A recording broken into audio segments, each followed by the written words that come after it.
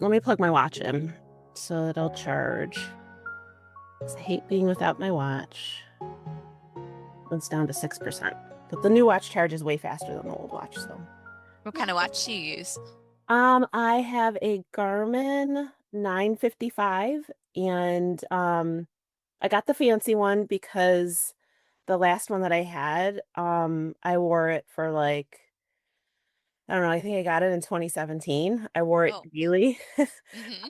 for the last however many years, and then I have a watch mark from wearing it. So then I was like, okay, that means that you're definitely using it, so that I could get something even nicer. So I got the one that does all sorts of fancy stuff. Well, Yeah, what's cool about it is it does kind of give me it gives me well, which is not relatively new, is heart rate variability. My old watch was so old it didn't do heart rate variability. So that's pretty neat. It has a lot of like endurance trackers and it like uh it watches your VO2 max like over time. The like recovery data is much more robust than my old watch. My old watch used to just be like, oh, well, you need X amount of hours of recovery, and this watch kind of gets into why. mhm. And also because I wear it at night because I just always wear it all the time. So I get really great sleep data, really great heart rate data. So it just kind of like lets me know how I'm doing. And I actually kind of pushed myself last week, and so I'm still like in recovery mode. So today it was like, oh, you need to run for 26 minutes for I think it was at like a 14 pace. I'm like, I can't run that slow. I'm like, forget it. So like I just ran as slow as I possibly could. So it sort of yelled at me. I was like, no, we wanted you to run at a 14 pace. I'm like, 14 pace is like almost walking, but Yeah. I was like, that's stupid. I'm not doing that. So technology can only go so far until you start interjecting what you think is right. Wow. Yeah, I have an Apple Watch. I have not been wearing it at all. So that's interesting. They were talking about that on our Discord for our masters group, the different watches. Our coach jumped in. He was rowing the other day, and no, it's probably a couple weeks ago. And he had a Garmin. Let me see. I think they were talking about it. And they were asking what kind of garment it was. So there's a whole like back and forth about that. So that's interesting. Yeah, I Um, really like the watches. I have the kids wear them too, mhm. for their running.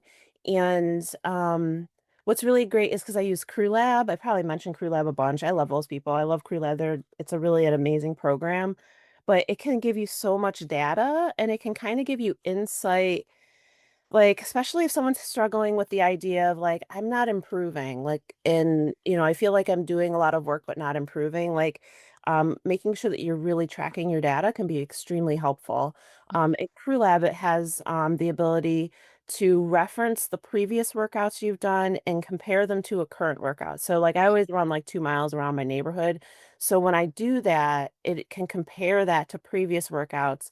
And then, like, in the equation, it also has like mood and fatigue and all that kind of gets wrapped together to kind of give you a picture of how you're doing. And then inside it, there's a chart where it's like you're losing fitness, you're race ready, your productive training, and then like a red zone.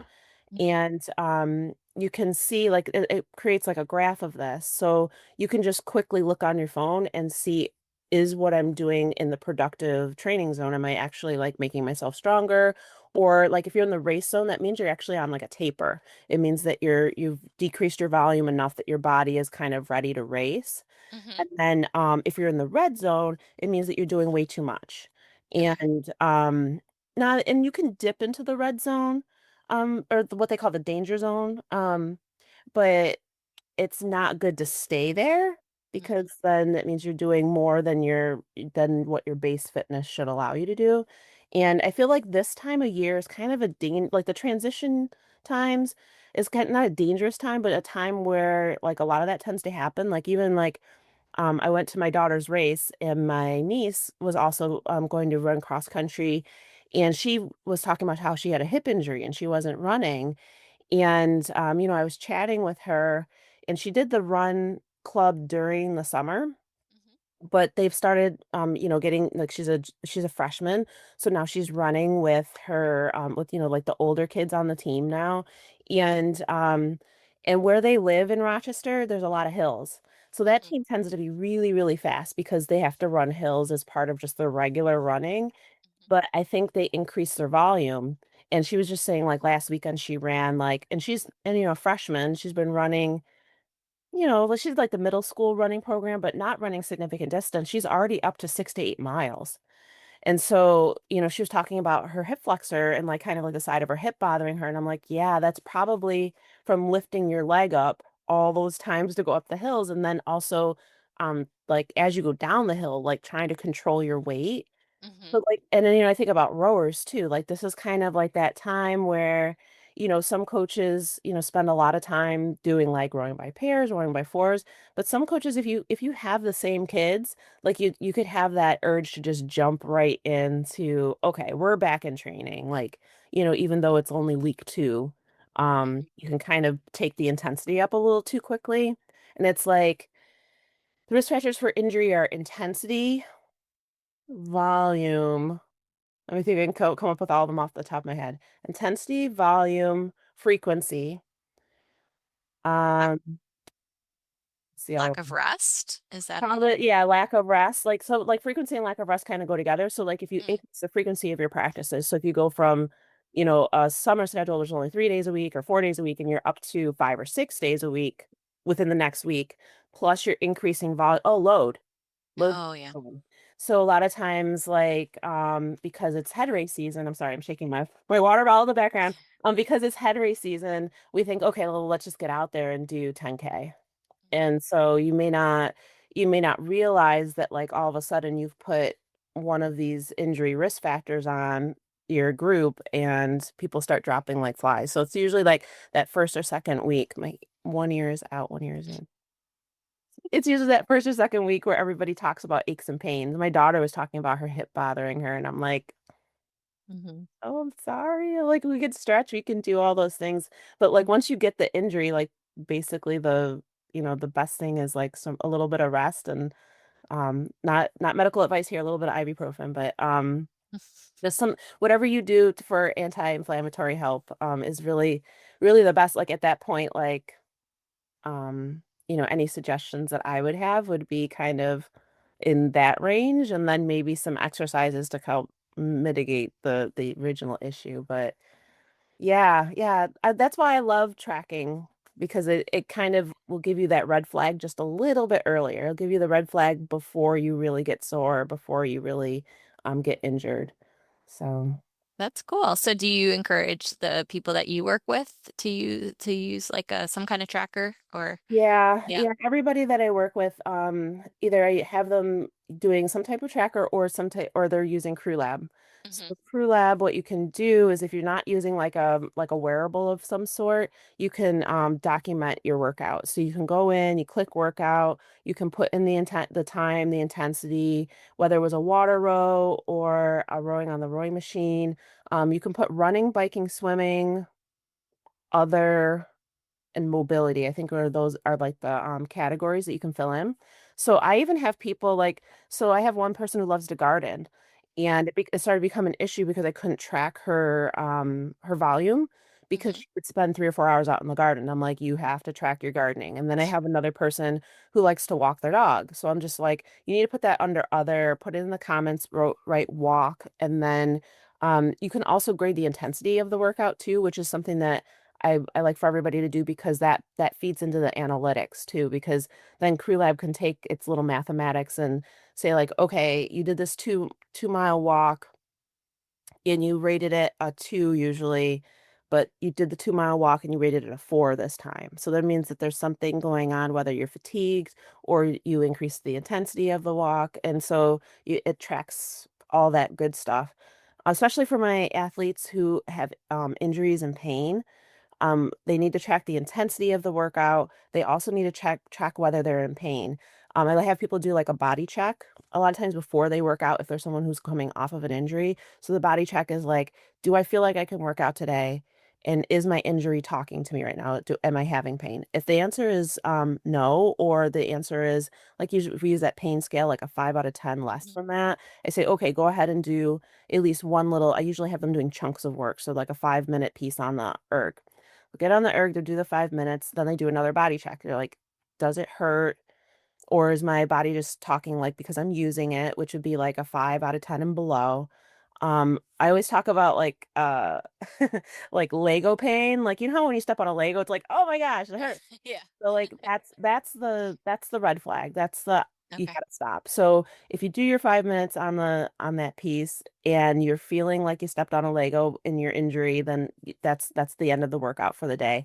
And then the next step, which is also the step that's the hardest for some people, is you got to record it. Mm, Because for me, if I give somebody a workout, say I give them 2 weeks to kind of work on something, they're gonna come back to me, and if they've entered everything in Crew Lab, it's amazing. Like I can see, like I can get so much information. Like I had one person who had done workout one day, workout two the next day, workout three. He decided that he was going to not listen to what I told him and do and do several rounds of 5 minutes, but all in one section, like not take the break in between.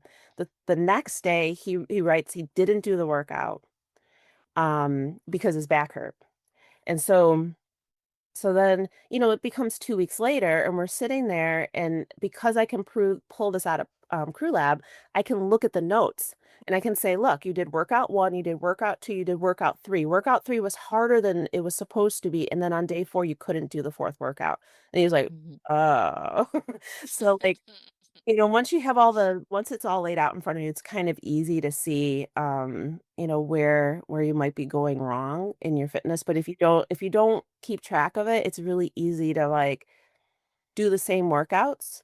Not only do the same workouts, but do the same workouts in the same intensity and feel like you're like always working out. Like, so I mean, I do it myself too. Like, I'll work out 6 days a week and I'll just do the same thing. Like, I'll just put on my running shoes, I'll go run the 2 or 3 miles around my neighborhood and come back. And then after 2 or 3 weeks, I'll be like, why isn't anything changing? Like, why aren't I getting any stronger? And they'll be like, oh, I just was doing the exact same thing. I didn't do any speed work, didn't do any hills, didn't do anything that would like make me any better. So basically, you're just maintaining your fitness. Mhm. So for the people out there who are trying to do more than maintain your fitness, then you've got to start tracking and you've got to make your hard workouts hard and your easy workouts easy. I love it. Yeah. Thanks, Adrian. Sorry to go on my little diatribe about Yeah, that's it's that great. time of year. Everybody's like, like got the aches and pains and the Hmm. wanting to go fast and everything. And oh, speaking of people training and going fast, did you get my message about the Charles? Yes, I did. Yeah, I thought that would be great. We should talk about it in here because I don't think I'm the person for it. But yeah, so if it's not too late when this podcast releases and we have any UB alum, I'm Yeah. assuming it's just the women's boat. I think it's just a women's boat. Yeah. Okay, an eight. An eight. Yeah. So there isn't a group that is has formed that is looking for two. I'm sorry, Adrian, you should just say this because I read it so quick. I think Two I think people? she's looking for two people, Yeah. maybe plus a coxswain. Ugh, But coxswains are always tough. yeah, Yeah. coxswains are tough. So, for the head of the Charles, it's the it's the alumni race. I forget what event number it is, but I believe it's on Saturday. And she's looking for two people. It's $200 because of like rental fees and of course the regatta fee because they're renting a boat. Yeah, if anybody's interested or if you are there already with your kid, potentially, and it would just work out that, you could sneak out for a little bit and go row the race and come back, or maybe see your kid out there on the water as you row by, kind of thing. You could wave at them and take pictures and stuff. So, um, if you're warming up and they're out there doing their race, if they happen just to work out that well, yeah, it'd be a super neat event to do. So I wrote Caitlin and I was like, oh, please do this next year because this year I can't. I would go. I would love to do it, but Luke is a senior Hmm. and I've promised myself that I would make it to all his races. And that particular weekend, the Charles weekend, is like county championships. And so it's Yeah. a home race. And so it's just a big deal. The kids are there all day. I really should be there. I missed Yeah. it last year because I went to the Charles. So, it was like kind of like he was a junior, so it really wasn't that big of a deal. But with him being a senior, I gotta show up. So, Yeah. No, that makes sense. and well, it's Yeah. exciting that they're doing an alumni boat. Yeah, yeah. I have to read the email again. I'm not sure if it says who's in it, what years. I know when we did the alumni boat, we were definitely by far the oldest ones in the boat by like what, 18 years or something. Oh wow. Yeah. I mean, Yeah. it's just so much fun. I It mean, is, the yeah. opportunity to be a part of such a fun regatta. I mean, Hmm. I love the Charles and then like I don't like the logistics, but I love everything about it that it's kind of like a rowing homecoming and everybody's there. You got Olympians, you've got, just people who rowed in college and just are friends and there's the highfalutin kind of like, people who are dressed and like have their rowing sports coats on and everything and then people with their varsity sweaters on with like the single letters and they're just like, oh, that's so neat. But all of that kind of combined, it's a rowing event for everyone. So if you've never been or slightly intimidated by the idea of like it being such a global event kind of thing, don't be. It's really for any rower and for every rower. So I really like that Yeah. everybody's welcome. And it's just fun. It's just fun. Hmm. There's lots of vendors and lots of racing to watch. And if the weather's good, then it's amazing. If the weather's kind of crappy, it can be kind of not fun, but it has regatta vibes. It gives Yeah. complete regatta vibes, whether it's raining or sunny and beautiful, where you can just kind of sit on the edge of the water all day long and Hmm. enjoy yourself. Plus, they have like what's the Falls Bar, so they got the beer tent over there. Oh yeah, yeah. Fine, and like yeah, so like if you're into that, like that's Hmm. there too. So yeah, so it's just a nice event. It's super fun and if it fits in your budget for for something because it is a pricey event to go to and then the logistics. I mean, how far are we from Boston? We're 7ish, depending on Yeah. traffic. So it's a commitment to get out there, Yeah. but it's definitely fun. I mean, how far are you guys from Boston? Yeah, it's like I mean 3+ hours depending. I mean, I think we're staying on this side. So we're kind of more in Framingham or in Natick, I think. So we're, where we stay. I mean, we won't go straight there. We'll go straight to the course probably when we head out there. Um yeah, I mean traffic will always impact that, but yeah, 3.5, somewhere around there. So it's definitely doable. I mean, I wouldn't do it back and forth necessarily, but we've done Philadelphia and back and forth, and that's further. So, Yeah. yeah, I mean, if we didn't have a hotel and we were just going out to see somebody and we had maybe two drivers to shift, back and forth, we would probably do that. I think we've done that with Red Sox games before, where we've gone out for an afternoon game and come back in the same day. So, it's doable. Yeah. Um, yeah, so I work for an engineering department, and my old boss, who, had nothing to do with rowing, he went to MIT, Yeah. and he was telling me that when he was there, they would just go and watch the race, no connection to rowing at all. It was just right there, so that was the thing to do, when you were in Boston. It was like, again, Yep. which I can totally see. I mean, it's quite the festival, That's like the rowing Exactly. festival, I would say. Yeah. Yeah, and like even if like you said, if you don't have any connection to rowing, it's fun to sit there and watch and like it's just beautiful. And I mean, there's food, there's people. It's just like just a really great energy about it. Like Yeah.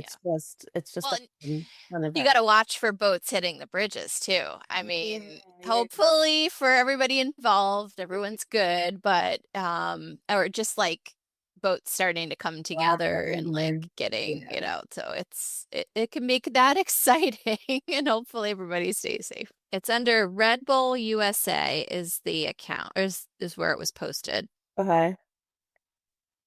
Tug of war.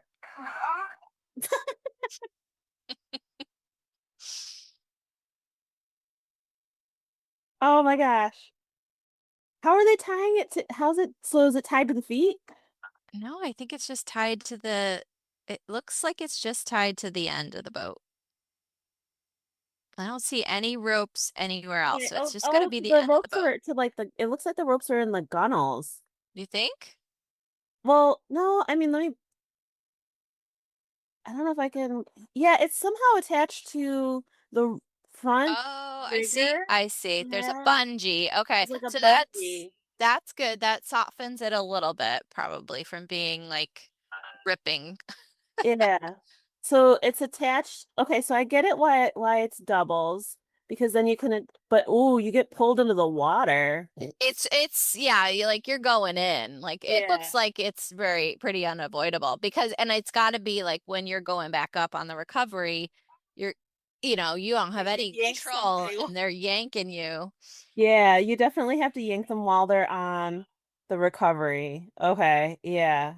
Because if you don't like, yeah, because if they're on their way back up and you yank them, then they can't get up to the front. And like, it's almost, yeah, well, it's almost like if you did arms and body, maybe, like if you're really good at like staying together and doing arms and body, you probably have to start in a start, right? Like kind of blades buried, Hmm. give it a big stroke, and then just like if you did arms and body, or just like arms really quick, like you probably, Arms quick and a double is tough though. yeah, that's why this is a complete challenge. Yeah. And wow, it looks like they're doing it in Boston though. I mean, it looks like, Yeah, that's definitely does. uh, Yeah. huh, So I just thought that was interesting. that's hilarious. I love that. Okay. What I'll do is yeah, I'll pull this clip. So hopefully the clip is in here. You guys are watching this while before we talked, or while Yeah. we're talking, it'll be like a little inset. But yeah, that's wild. I love it. Yeah. But it would definitely Probably be that like a force. summertime thing. They're Yeah. going in the water. Yeah, maybe not in the fall or the spring. Yeah. Yeah. Or you could do pontoons. Yeah, you And could, put but I don't potentially some know if people out of the water. Hmm, maybe. maybe. But it's Definitely. just Yeah, more fun activity. yeah, I Mm. wouldn't do that with singles. That just wouldn't work. And then yeah, maybe it just gets to be too much force if you're Yeah. like Well, doing I think anything the bigger. thing about a double is if you have ribs in that first kind of area that you could attach the bungee with some type of anchoring system, Hmm. like on each side, so you're getting an even pull.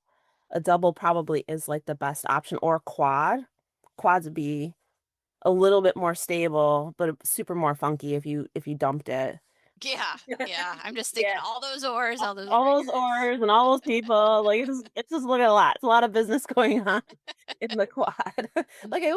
I love quads. Like they're cool and all, but like there's just a lot going on. Just like, like a lot of oars and just like a lot of speed too. Like even when you're just like paddling around in a quad, like you're still moving. And then like you have three people in front of you who don't care what the heck happens because they're just trusting that you're going to steer the right Oh, way. I know. Yeah. And so like you have all this speed, all those people, all these oars, lots of boat, and it's Hmm. like going a million miles an hour and you're supposed to keep it away from things. So Yeah.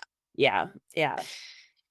Quads aren't my favorite. If I'm gonna get into like a four-person boat, I'm gonna get a four.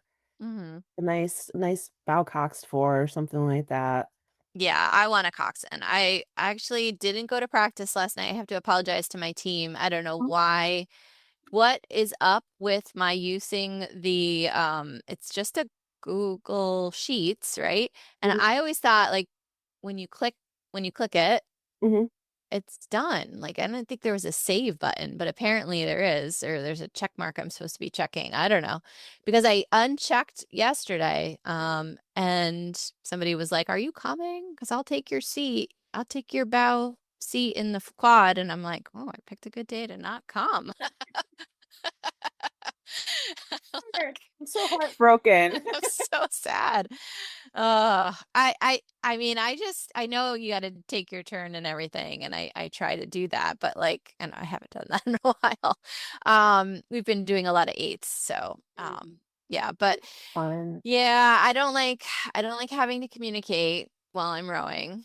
I know that yeah, somebody's got to do it. I will do it if I have to. It's just not my thing. And even like when I'm in the single, I'm I'm looking behind me. I'm just taking my time. Like I went out last week. I was with the group, but then they had an extra person, so they asked if I wanted to take the single out, and I was happy to do that.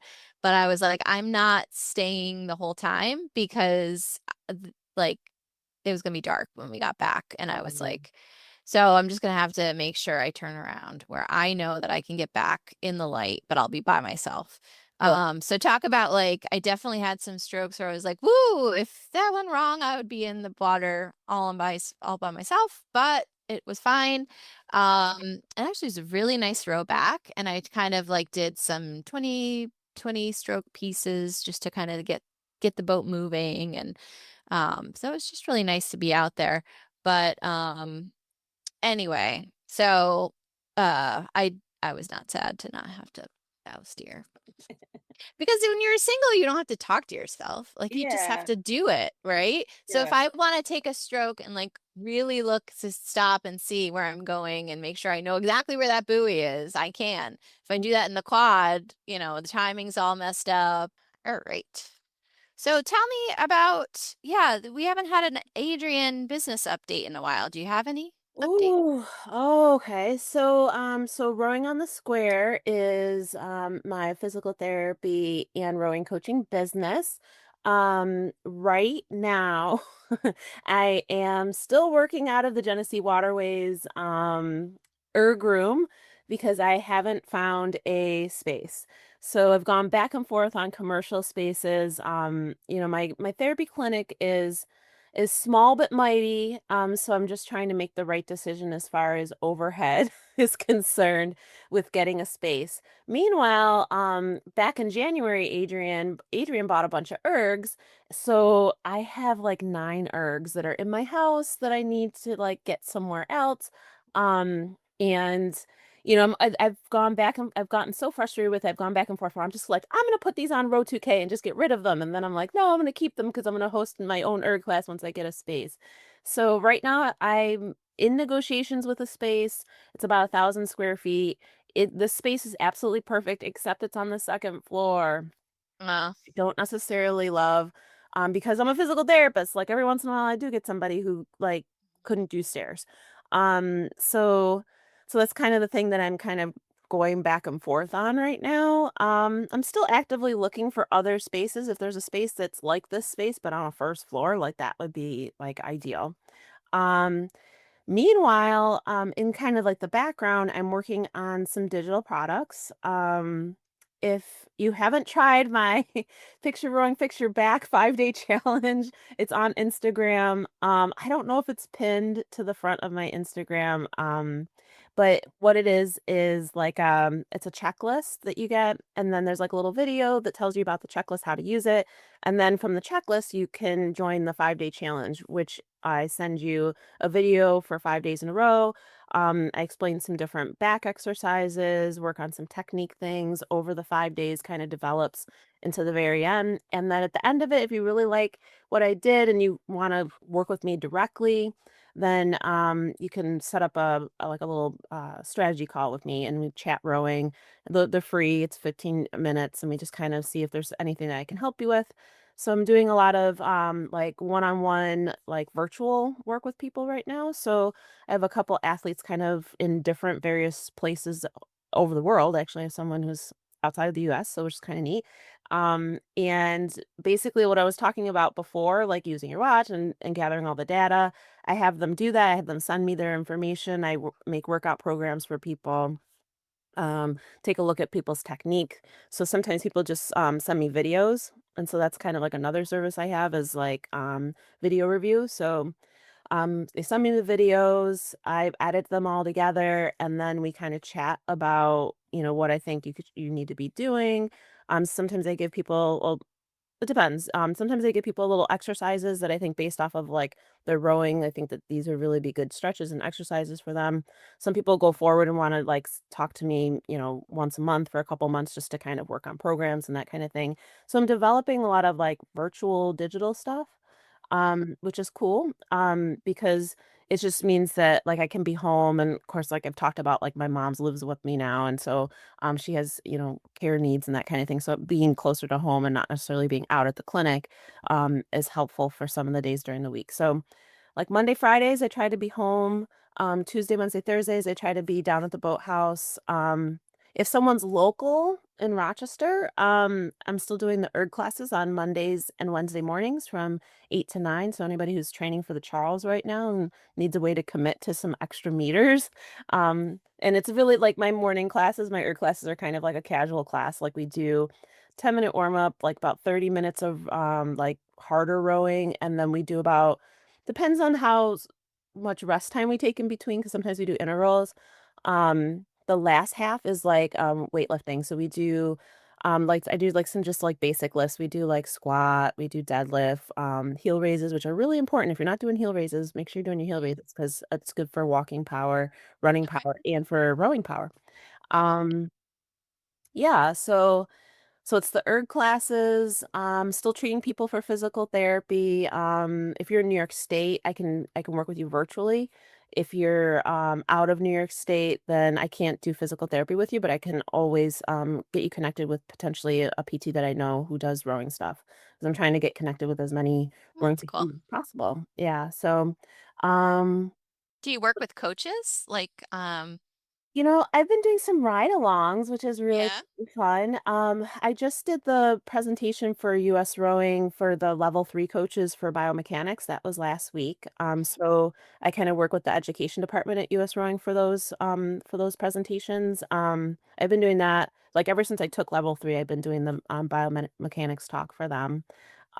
Which is really fun because each time I do it, we kind of do something a little bit different. And if anyone's a coach out there and you've taken level 2 and you're on the fence about whether you should take level 3. Level 3 is a lot of work. It's intensive, but it's so much fun and you meet so many coaches. I think the best part about level 3 is that because of the intensivity of it, like you just match up with a bunch of coaches. I mean, I still have coaching friends that and Carrie was one of them Yeah. that you had met, through just taking level 3 together, you kind of Yep. bond with these other coaches. And so then they become your resource, Mhm. which is really great because you don't want to live on the island as the coach. Like you want to be able to like Dave Casano just picked up the phone last night and called me and was like, "Hey Adrian, do you know of anybody who has X type of boat?" And so Mhm. like that's the type of thing that level 3 for do will do for you. Like it'll take you off of the independent little coaching island and it will introduce you to a whole group of people. Not only the fact that it'll give you the support of US Rowing too. So if you need to talk to any of the people at US Rowing, you really get to know all the really great people there. So Mhm. um I don't do a lot of coaching stuff locally, and I was thinking about like I do this biomechanics presentation. I've done it like hundreds of times now. Like Mhm. I really should do it for the local coaches. So I'm like maybe this winter I'll get everybody together and I'll host a little thing and I'll go through the presentation that I usually do for US rowing. And like what's neat about what I love about the biomechanics, not only because it's biomechanics, but we've gotten to the point now where I can have the coaches submit video of their athletes, and it just really solidifies like kind of like how you're supposed to be using your coach's eye in order to include biomechanics in what you're doing as a coach. Mhm. um, I usually start off talking and give them like just the basic background of biomechanics, and like for me, I always like to make sure that all the coaches know like all like the basic angles that your rowers are supposed to achieve. I think that's like Yeah. kind of like the base of like what I like to teach, and then like kind of layer that on top of like physical therapy, like what is our body able to do? Like the Mhm. average healthy person, what should they be able to do? And then like where do you go from there? Like when you look at your athlete, okay, what are they not doing here and how can I facilitate it? Or am I asking them to do a motion that they really physically can't do? Because sometimes you'll have that athlete as a coach who you're telling to sit up, like sit up, sit up, sit up tall, sit up tall, sit up tall. And you get them on the land and you have them just stand in front of you, like, and, have them stand facing you, stand to the side, stand to the back. And when you stand to the side, you notice that, like, they hunch over when they're just standing. Like, so they're Mhm. not miraculously going to be, like, upright in the boat, but you only see them in that seated position with the oar in their hands, so then you don't have the ability to then step back and be like, "Well, they can't do that motion." So as Mhm. a coach, what am I supposed to do then? Right. Am I supposed to rig around that? Am I supposed to make it easier on them and not necessarily have to sit up completely tall? Or should I be giving them exercises if I know those exercises to give them to help them with their posture?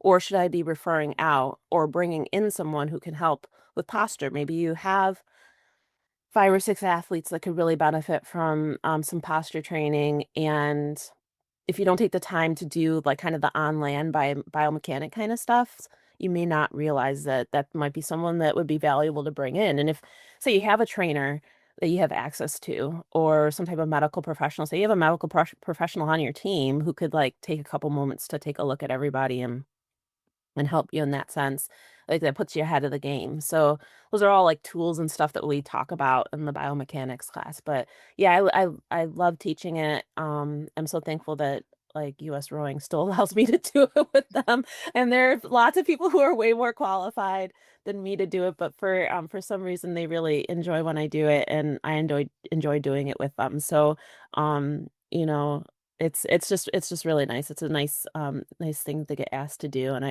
it's always fun. Mhm. And this year they sent me the coaches sent me like 5 or 6 different sets of video. Like, we had a lot of video to look Oh, through. that's So, great. So then yeah. you use that as an example during the training? Yeah, Oh, yeah. that's neat. So like I try to do like maybe like 15 or 20 minutes of like actual talking, like giving all the theory and background. I like to make sure that I'm giving them like, the basic like I said, the basic angles, like, if you as a coach, if you don't know the basic numbers for, like, how much layback to expect, how much body angle to expect, position of ankle, shin, trunk, understanding, like, limb length and how that affects how someone's gonna look at the catch or how they're gonna look at the finish, that kinda thing, so I like to give them that kind of basic stuff, and then I'll run through, like, a set of videos, and I'll tell them what I'm seeing, and then we break out into groups, and then they, um, they look at the videos, and then we kinda come back in, and they show the videos that the other coaches didn't see, and then we kinda have, like, a person who reports back and tells them what everybody in that coaching group saw. So, yeah, I hope they get a lot out of it. I mean, a lot of times the coaches will send me messages and they're like, "Oh, that was really neat," and, I really appreciated it. It was interactive. It's 2 hours. I mean, those get-togethers for each module, I forget how many modules they do in level 3, but it's a lot. Like, they do, like, body mechanics, they do a rigging section, they do, like, physiology, they do one on, training and periodization, club dynamics, like, I mean, like, every single thing about rowing is kinda split up into its own little, like, module, and then it's like a 2-hour talk. So, I try to keep my talk light and fun and interactive because I remember, like, if you do all theory, like, if someone just talks at you for 2 hours, like, I mean, I get a lot out of that, so I'll sit there and I'll take notes, but I know that other people are just like, "Fall asleep." It's hard to keep people engaged on Zoom Sure. for 2 solid hours. I mean, it's a big deal, so, Yeah. yeah. And all of those are all virtual. They're not ever in person now? Um, I don't know how much they do in person. Mhm. So, one year when I did RoCon Mhm. with US Rowing, we were in Atlantic City, and they had me come a day early, and I taught the biomechanics live. Oh, okay. And I think they did biomechanics, rigging, maybe it was biomechanics, rigging, and technique were all live because those are kind of like those 3 things are kind of, is it the biomechanics you're looking at, or is it the rigging, or is it the technique, or is it kind of like it's like a dance of all 3? So I think we did all that live, but I don't know how often they do something like that. I think it just depends on the cohort and it depends on the timing. So if there's like a time when all the coaches can get together, I think they try to do that. I think prior to COVID, Mhm. level 3 was live, and Okay. I think they did like the whole thing like over one weekend, over like maybe it was like the Row Fest weekend or something like that. So they pulled people away for a couple hours each day and did it. I think that's how it used to get done. Hmm. Um, but I know I think level two is also pretty involved now too. I think level two is kind of lengthened out because I remember when I took level two, it was like I think it was a weekend. I Hmm. think it was like a Friday night and Saturday all day, maybe half of Sunday kind of thing, and like you had your level two at that point. Um, but yeah, I think Carrie actually is like I think she's the coordinator for level two. Oh, okay. Yeah, yeah. So she's like heavily involved with UF Hmm. growing and the education department for them. Yeah. They just do a nice job. There's a really great group of people and like people who are doing other things at the same time. So it's not Yeah. just like, they're doing just rowing education. They've got teams, they've got, Hmm. like some people do high performance they come out of that and they do some teaching and so it's just, yeah, it's a really dynamic program. I really love it. I think US Rowing does a really great job with the education. I think more coaches, if they have the time for it and the energy for it, like it's really worth doing. It's really, really an awesome program. So We should definitely check in with Matt to find out about that Return to Row event because it's got to be either coming up and we don't know about it or I have no idea. No updates. I just thought of that. yeah, yeah, because he had mentioned that on our last on our podcast with him. So yeah, yeah, I wonder how that's going. I always, I'm a big proponent of that. I really think that there's so many people out there who are not rowing. Um, because of the commitment level and you feel like you get sucked in and it's a lot of this and a lot of that, just to be able to give people an easy way to be involved with rowing again would be awesome. Yeah. Yeah. Well, I hate to wrap this up, but I do have to get going. Yeah, so this was fun. I'm glad we got an update on everything going on your side of the state I know. I with know. what you're doing. And I think that's really helpful. And yeah, I think, getting a tracker, I gotta charge my Apple Watch. I gotta be better about it because I do notice that, I mean, right now I'm just not I just haven't been very good about anything. So it's very easy because nobody's holding me accountable. So gotta get that back on my wrist. Yes, get around the wrist, close the rings, and Yep. Apple Watches are really good about noticing that you're rowing. Like that's the cool thing about the Apple Watch. I do Yeah. program my Hmm. my Garmin and tell it that I'm rowing, but I always notice with people with Apple Watch, it's like, are you rowing? And they just click the button and it Yeah. starts the clock. So Hmm. Yep. yeah. And even on Life 360 sometimes I notice that it knows that I'm on a boat. That's awesome. All right, Adrian, we'll have a great week You and too. we'll I catch mean, up soon. yeah, we'll talk soon and happy rowing, everybody. And share the podcast with your friends and reach out if you have any questions about, like, I guess about rowing on the square. If you have any questions, reach out. Yay. All right, cool. Have a great week. Yep, you too. Bye. Bye. Stop. Oh, I would stop the recording, but it's not showing right now. Oh, as a quick note, Luke and the broadcasting thing. I don't know if he's going to be able to figure it out. I'm going to try to get on the internet the rest of this week and figure out how to do a live broadcast. It can't be that difficult. We can figure it out.